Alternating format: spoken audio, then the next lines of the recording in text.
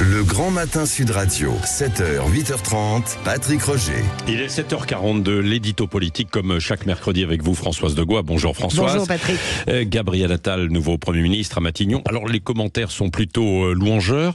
Vous dites quoi, alors, bonne ou mauvaise pioche? Je dis mauvaise pioche. Alors je vous accorde qu'il ne fait pas bon émettre la moindre critique sur le nouveau Premier ministre, parce que depuis 3 jours, Patrick, avec un paroxysme hier, on est quasiment dans l'avènement du Messie, où la découverte après de longues heures de marche du successeur du Dalai Lama. J'exagère à peine tant les commentaires, je vous le dis, sont hallucinants. C'est à celui ou celle qui trouvera l'adjectif le plus laudateur. Et bien sûr, on est quand même loin du ressenti des Français, de 48% à 56% hier soir de satisfaction sur ce choix, selon les premiers sondages. Franchement, ça casse pas 3 pattes à un canard. Je rappelle que Elisabeth Borne naviguait entre 53 et 57%. Donc pour le Messie, on repassera. Ça, c'est le réel. En tout cas, les instituts s'accordent sur une mesure. Ce sont les retraités qui plébiscitent ce jeune homme pressé, gendre idéal, mise impeccable, un mini Macron, un Macron au carré, ai-je envie de dire. Et c'est tellement vrai d'ailleurs que le Premier ministre a pris soin de rappeler hier que le plus jeune président de l'histoire a nommé le plus jeune Premier ministre. Ça fait quand même un peu entre soi. Et je dis pourquoi mauvaise pioche? Parce que d'abord, Patrick, la jeunesse, c'est pas un argument politique et c'est certainement pas la garantie d'un succès. On peut être un jeune ringard et un vieux audacieux.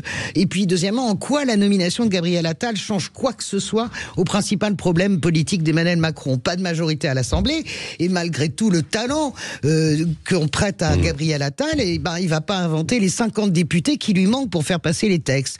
Troisièmement, quelle autorité aura-t-il avec le groupe à l'Assemblée? Contrairement à ce qu'on pense et ce qu'on nous raconte depuis 3 jours, Attal, il est assez isolé, il s'est forgé de solides inimitiés liées d'ailleurs à son ascension fulgurante.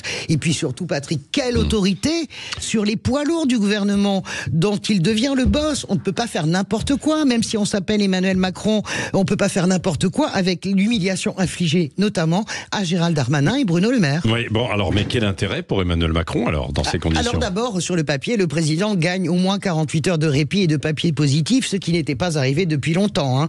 Pendant que la presse énamourée se pâme, on met de côté tous les sujets qui fâchent, l'inflation, l'immigration. On sait que le Conseil constitutionnel va rendre bientôt son avis sur la loi immigration. On donne aussi l'impression, et ça c'est très important, que le macronisme n'est pas mort, qu'il bouge encore. Pour preuve, on met ce sosie d'Emmanuel Macron à Matignon.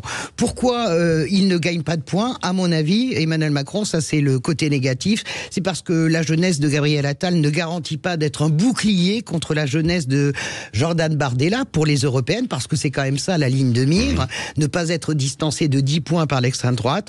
Ensuite, parce qu'il ouvre lui-même Emmanuel Macron, la propre guerre de succession au sein de son gouvernement et de sa majorité qui est déjà particulièrement fragile. Donc, pour moi, Gabriel Attal, sur le papier, ça a l'air très bien, mais c'est ce qu'on appelle une fausse bonne idée. Merci Françoise Degois, vous revenez tout à l'heure. Avec plaisir. Et on reparlera de cette carte jeune d'Emmanuel Macron, donc en quelque sorte avec Gabriel Attal, dans Dites-le franchement à 8h15, avant l'invité politique aussi tout à l'heure de Jean-Jacques Bourdin, invité politique qui sera là donc à 8h30, c'est Arnaud Robinet, qui pourrait être d'ailleurs dans un nouveau gouvernement, le maire de Reims.